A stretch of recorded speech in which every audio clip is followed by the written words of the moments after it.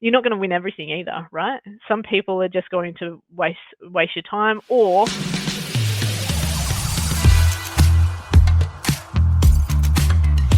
Welcome to Sales Bites, our snack-sized version of the Redefining Sales podcast. My name's Abby White, and I'm your host for this podcast. Today, we have with us Regan Barker, who is Head of Revenue Operations from Grant Thornton. I am so excited for this one. Regan is that person who always has her finger on the pulse. She's always testing and trying and learning and reading, and she is that person that you want to have in your network. And I cannot wait for you to listen to this. Regan talks about how does she work with mindset, how does she then develop skill set, how does she then develop tool set and some of the tech that people need, and then how does she make it highly practical so that you can actually see great success. So Regan, as I said, is Head of Revenue Operations at Grant Thornton. If you have not come across Grant Thornton, they're one of the world's leading independent assurance, tax and advisory firms. Prior to being head of RevOps, which is a relatively new promotion for Regan, she was head of client relationships and sales enablement. She's previously been in sales roles herself in senior client manager roles. Before that, she spent time at Westpac. Before that, she was at a couple different law firms, including Allen's. So she has so much experience to offer from, professional services with the likes of accounting, with law, with banking, and just one of those knowledgeable people. So grab your pad and your pen and get ready to tune into this conversation. So we've covered sort of mindset, skill set, tool set. I do want to just pause and unpack one thing though, just in case any clarity is needed. You've referenced sort of throughout the conversation, enabling the team to have insights and generate insights. Just in case anyone's like, what 100% does she mean by insights? What's a good insight versus a bad insight? Can you give us a bit of a explanation on that?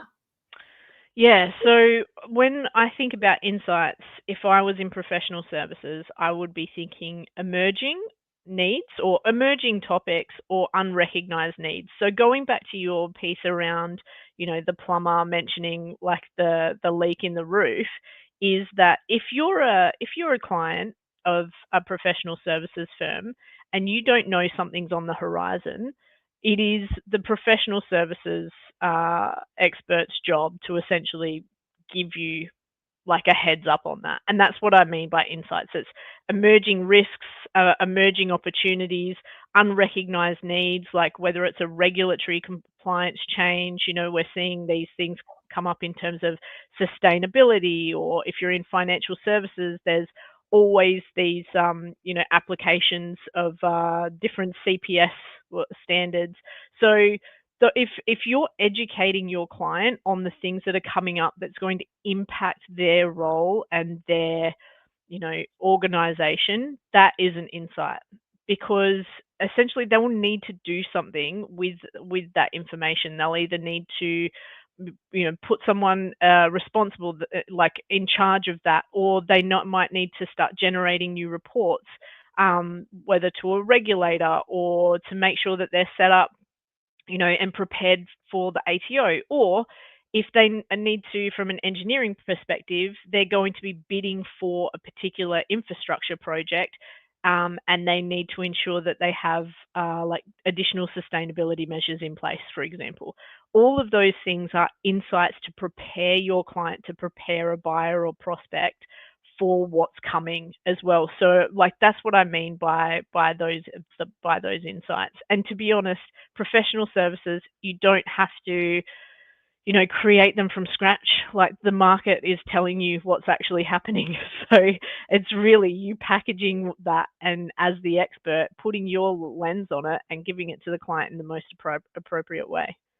Yeah, Julie Masters, who I adore, who specializes in influence, who you're aware of, she always says, and she just puts it in the most simple way ever, she's like, still saying, I saw this and thought of you, is the most powerful thing known to man. So that like, I saw this report or this podcast or this blog and I thought of you, and just going, like you said earlier, going back to the fundamental basics.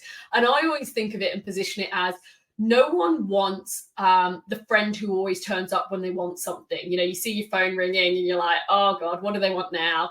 And, you never want to be that person, that business. So how are you constantly showing up, adding value, nurturing the relationship? So you're front of mind and there when they're ready, because you have consistently, Julie's word, not mine, out contributed and educated and provided that value. So I think it's still, 100%. like you said, those basics, but they work.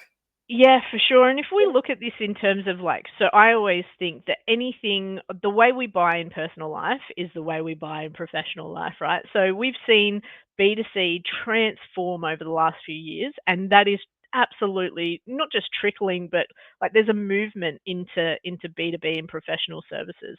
So the way that we're buying in B2C, if we look at, say, any social media platform, right? You're scrolling through Instagram or whatever.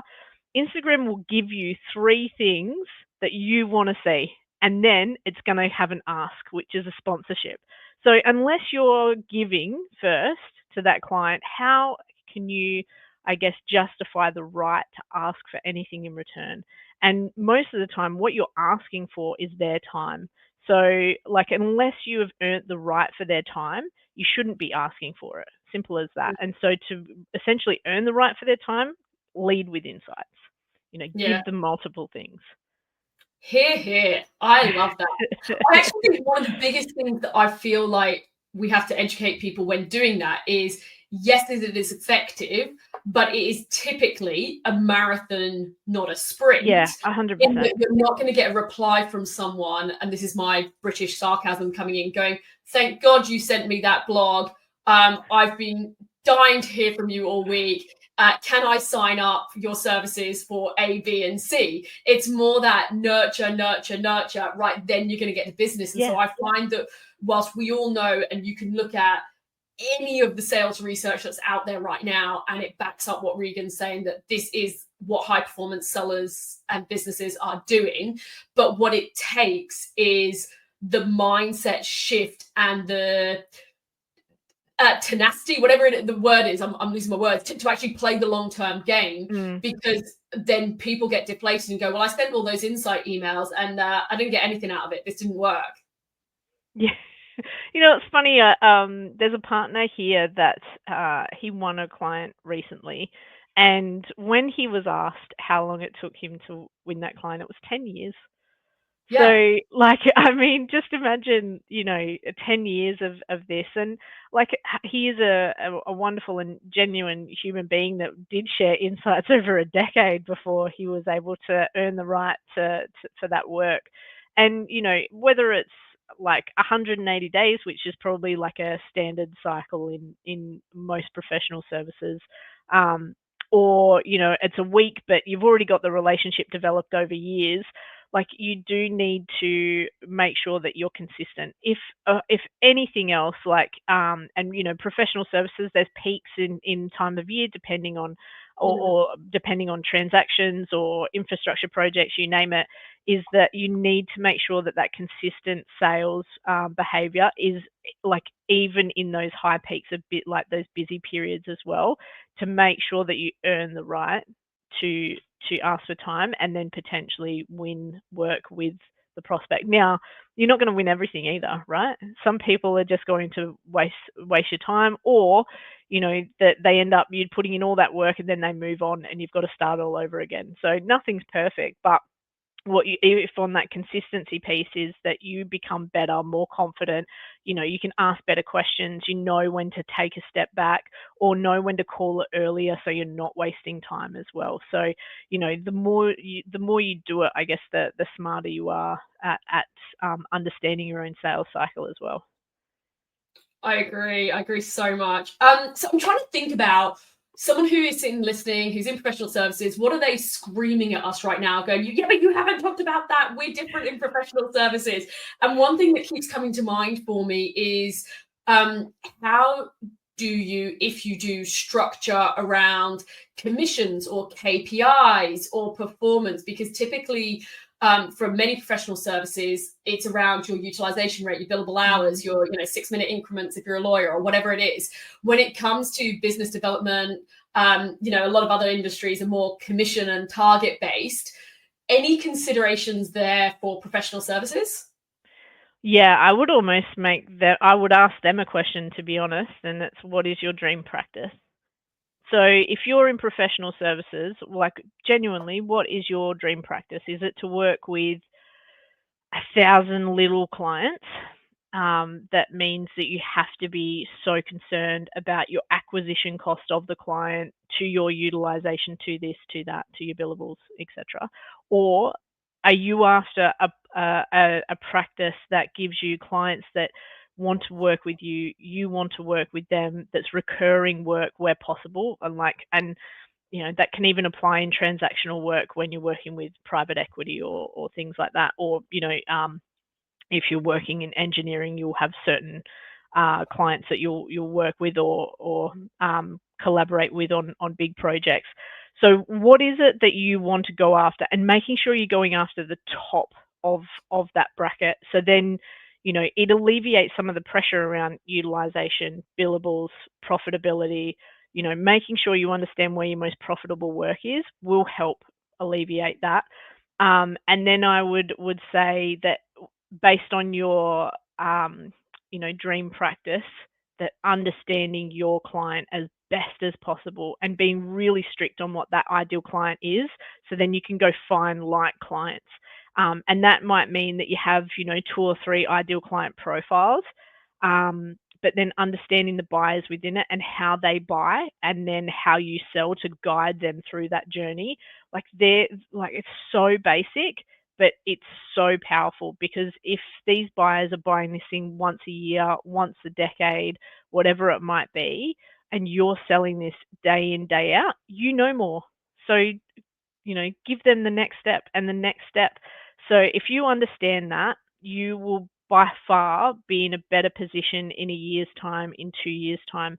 The other piece is, say no to work that is going to put pressure around utilization, put pressure on the billing and profitability, because if you don't, that's just going to take up time that could be well spent trying to find the clients that you do want to work with.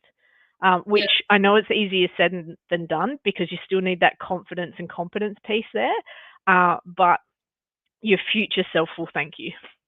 Yeah, I agree with that. And you end up, we worked with some immigration lawyers, and accidentally they were kind of attracting more student visas and things Yeah. like that. And accidentally, when we actually unpacked it, we saw what they'd been doing was sort of using words like affordable and things like that. And so, of course, you're then attracting the student visas rather than the corporates, which seems obvious in hindsight, as with every good thing. But it's actually, like I said, who really is the ideal client? And if it's a, corporate who wants that top talent that they're going to bring from overseas, then actually what's the language, what's their challenges, what do we want to be saying that's going to appeal to them in the first place? So almost people are self-selecting and being like, oh yeah, they're for me, or oh no, they're not for me because I'm looking for that student visa. And then, like I said, having the team trained to also be able to qualify in or out when, yep, they do fit that profile.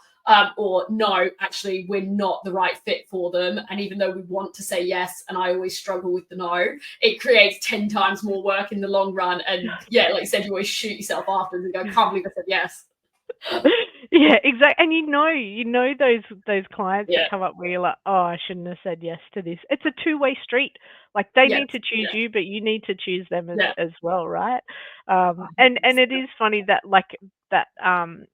that use of words can be very powerful. And you talk about this a lot around aligning your sales and your marketing. Definitely make sure that they're aligned to the end goal. I think that is a huge difference as well. I agree. So is there anything, like, we've covered quite a bit of ground on, building capability for professional services, some of the factors that are different for professional services. You've talked about a little bit about what we can sort of learn from some of the other industries, or B2C coming into B2B. Is there anything you feel like you just really would love to get across to someone from professional services listening, or they're going to be screaming at us right now going, you haven't covered this? Is there any sort of real biggie that you feel like we've not covered? Yeah, I would say, be okay with failure and take a risk. I know that, in a lot of these sort of firms or organizations, they're too scared to make changes. So, even the lack of technology investment across all professional services, or the majority, they might be focusing on AI or, one pocket, but not end to end. Work on your tech strategy. Like, that would be your thing. But with it, you have to acknowledge that you might not get it perfect straight away. And I really think that risk of failure is the one thing that's holding a lot of professional services firms back, because they would much prefer, the pain of same than the pain of change. And that, to me, is probably where professional services is falling so far behind both B2C and B2B. If you have not subscribed to the Redefining Sales podcast, please do so that you never miss an episode, because we have spent quite a lot of time recording lots of new exciting interviews for you. So make sure you are the first to listen.